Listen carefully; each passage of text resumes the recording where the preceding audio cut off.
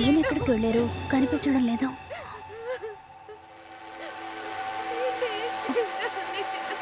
ఏమండి? ఎక్కడికి వెళ్ళి ఉంటారు?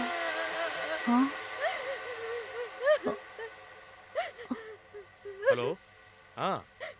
లేదు లేదు లేదు, మీరేం దిగులు పడకండి. బయట ఫోన్ మాట్లాడుతున్నట్టున్నారు. నాకు ఆ పని కానీ అప్పగించేశారు కదా. ఏడ్చే శబ్దం ఎక్కడి నుంచి వస్తుందో తెలియడం లేదే. ఓకే ఓకే, మెయిన్ డోరు, తన బెడ్రూమ్ కూడా లాక్ అయ్యి ఉన్నాయి. చూసుకున్నప్పుడు మాట్లాడదాం, సరేనా? ఉంటాను. శబ్దం ఎక్కడి నుంచి వస్తుంది? ఏంటి తన రూమ్ లో ఏడుపు శబ్దం వినిపిస్తుంది? ఈయనేమో ఫోన్ మాట్లాడుతున్నారు. పాపా, ఇలా చూడు, నువ్వేం దిగులు పడకు. నేను వాడిని చంపేస్తాను. వాడిని చంపితేనే నేను ప్రశాంతంగా ఉండగలను. అయ్యో, ఏంటి తనలో తనే మాట్లాడుకుంటుంది? అయ్యో, ఏమైందో తెలియడం లేదే. నీకు బాగా నొప్పేసిద్దారా? నాకు కష్టంగా ఉంది. నేను ఇక్కడ ప్రశాంతంగా బ్రతకలేకపోతున్నాను. అయ్యో, ఇలా తనలో తనే మాట్లాడుకుంటుంది. నేను వాడిని చంపేస్తాను. నువ్వు దిగులు పడకు. ఖచ్చితంగా చంపేస్తాను.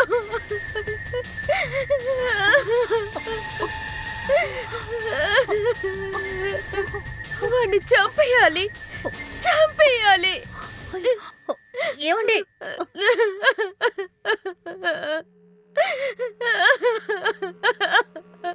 రండి, ఏమైంది? ఇలా రండి. తను చూడండి.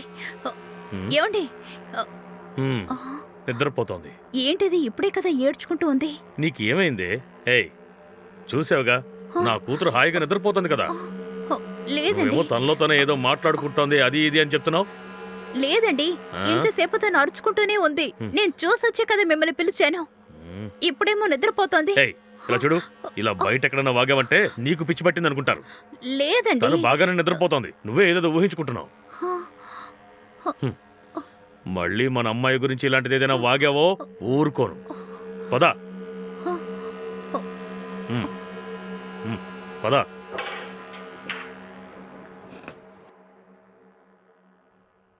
మీ మాటలను బట్టి చూస్తుంటే సంథింగ్ తనలో ఏదో ఒక మార్పు వచ్చింది. అవును డాక్టర్, నేను చెప్పేది ఈయన నమ్మడం లేదు. ఏం చేయాలో నాకు తెలియడం లేదు.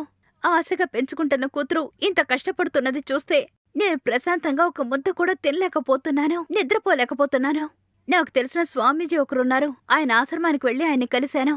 ఆయన చెప్పిన అన్ని పరిహారాలు, అన్ని పూజలు చేసి చూశాను. ఏ ప్రయోజనమూ లేదు. ఆ తర్వాత కూడా తను ఇలాగే ఉంది.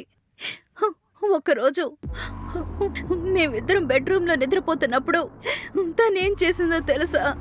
ఆ రోజు నుంచే మా కూతురికి మనసు రీత్యా ఏదో సమస్య ఉందని మేం తెలుసుకున్నాం. మావయ్యకి చెప్పి మిమ్మల్ని రప్పించాం. జూలీ అలాంటి పని ఏం చేసింది? అసలు ఏమైంది? ఆ రోజు రాత్రి నేను మా ఆయన నిద్రపోతున్నాం. తను తన రూమ్లోనే నిద్రపోతుంది. నాకు ఆ రోజు కాస్త ఒంట్లో బాగోలేదు. నేను టైర్డ్గా నిద్రపోతున్నాను.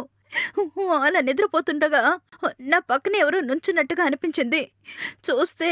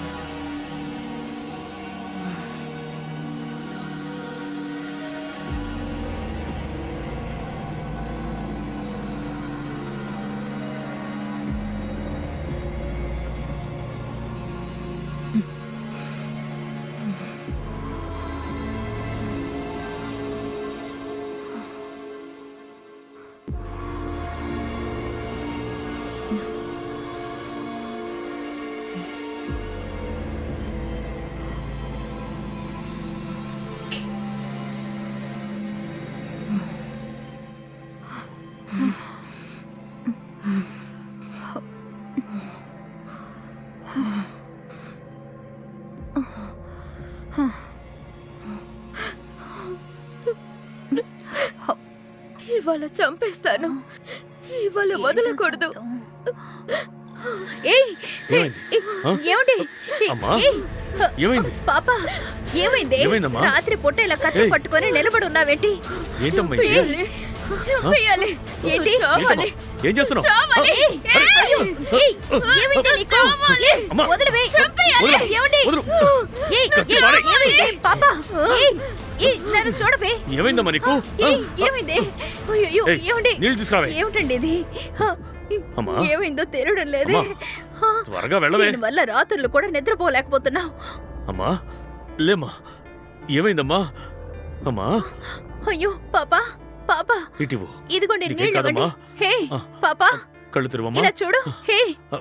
పైకి లేమ్మా. అమ్మా. ఇలా చూడు, ఇలా చూడు. లేవమ్మా, నీళ్లు చల్లండి. అమ్మా. లే పాప, ఇలా లేమ్మా. చూడమ్మా. తల్లి లే. హే ఏంటి ఏమైందమ్మా నీళ్ళు నీకు? చల్లుతున్నారు? నువ్వేం చేస్తున్నావో నీకు తెలుస్తోందా? అమ్మా, ఎందుకమ్మా ఇలా చేస్తున్నావు? అమ్మా నాన్న. అమ్మా ఏమైందమ్మా? నేనెప్పుడు ఇక్కడికి వచ్చాను? నాన్న, మీరే ఏంటమ్మా? నన్ను ఎత్తుకొని వచ్చి ఇక్కడ పడుకోబెట్టారు కదా? లేదమ్మా. ఏయ్ లేదు. ఏమే? ఎందుకే ఏమీ తెలియనట్టుగా ఇలా చేస్తున్నావు? ఎందుకే నటిస్తున్నావు? ఏయ్ నోరు మూసుకోవే. తనకేమీ కాలేదు. పిచ్చి పిచ్చిగా మాట్లాడుకో. చూడమ్మా, నేను నిన్ను నిద్రపుచ్చుతాను. హాయిగా ఏమండి పడుకో. తను ఇక్కడే ఉండనివ్వండి. ఏయ్ నువ్వు నోరు మూసుకో. ఆ. నువ్వు పదమ్మా. ఆ, రా. ఏమండి? తన్ని ఒంటరిగానే పడుకొని నువ్వు రామా. ఏమీ లేదమ్మా, ప్రశాంతంగా పడుకో. ఈ పిల్లేమో కత్తి తీసుకొని వస్తోంది. ఈయన పిల్లని ఒంటరిగా పడుకోబెడుతున్నారు. అయ్యో, హ, నాకేం చేయాలో అర్థం కావడం లేదే. హ, హ,